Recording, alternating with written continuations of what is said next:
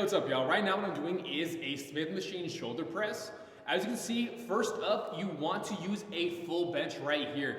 That's gonna give you more support versus if you're just doing a half bench, kind of looks like an L. If you use that one towards the very end of your set, you're gonna find yourself arching a lot over that half back rest versus a full bench like this.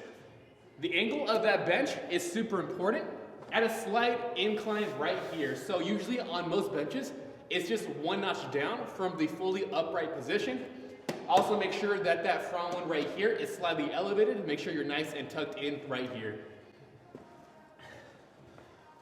When you're setting this bench up, you want to put that bench into a spot to where when it's coming down across and in front of your face, there is only about 1 centimeter in front of your face, because that means it's coming down nice and vertically, and it's not coming out in front of you, putting lots of load and tension on those shoulders. If you do that, you're gonna find that those elbows are gonna wanna travel back like this. So if you look at me right here, when I'm coming down, it's almost gonna be coming right down in front of my face, only about 1 centimeter room right in front of my nose. Coming down nice and controlled, perfect, and press.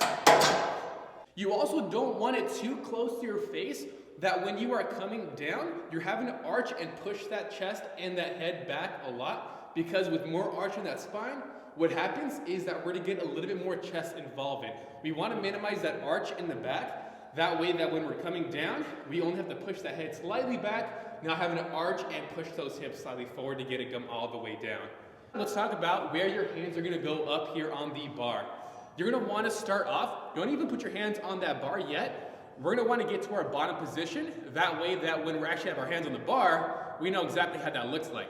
So you're gonna put those hands down and imagine an imaginary bar right there going across my 2 palms right there. I wanna go into a spot where my forearms are almost completely vertical up and down. I don't want it too wide. As you can see, there's an angle in my forearms. I also don't want it too narrow where the bottom position looks like this. So you're gonna make it to where it's right here, forearms almost completely vertical up and down. And then you're gonna go ahead and just put them up on that bar. As you can see right here, my forearms are gonna be completely up and down. Next up is our tempo. So it's gonna be a 3 seconds on that way down and explosive on that way up. As it's also pushing up, imagine like you're also trying to push those hands and elbows towards each other, almost like we're using dumbbells and we're converging at the very top. So it should look something just like this, going down, 1, 2, 3, and press. Right? Push up and towards the center. 1, 2, 3, and press it just like that. Next up, pay attention to where my elbows are on this set right here. You want to make sure that when they're coming down, they're not coming back like this. You want to keep those elbows underneath those wrists. That way that load is right there, and you're not putting tension on the shoulder and the traps by pushing those elbows backwards. So it should look something like this, right? Elbows, push them forward underneath those wrists, and press. Try to avoid this right here. As you can see, those elbows are coming back, and I'm getting a lot of chest activation, and I'm putting tension on the shoulders, the neck, and the traps right there. So keep those elbows underneath those wrists, just like that, and then you are good in a safe pressing position.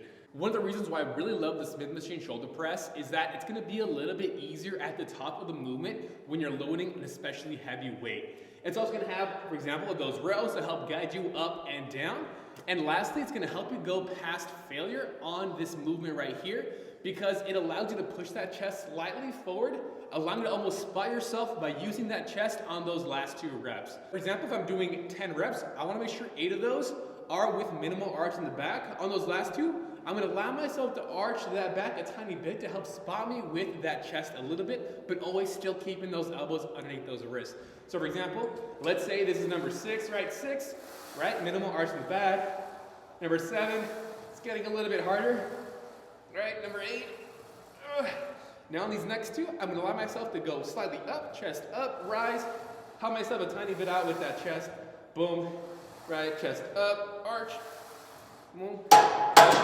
Again, I want to make sure that I get the majority of the reps with minimal arch in that spine. I do want to have just a natural arch as I'm coming down, but I don't want to exaggerate it. For example, if I'm doing an incline chest press or a regular flat bench press, where you really want to brace those shoulder blades back to help you involve that chest.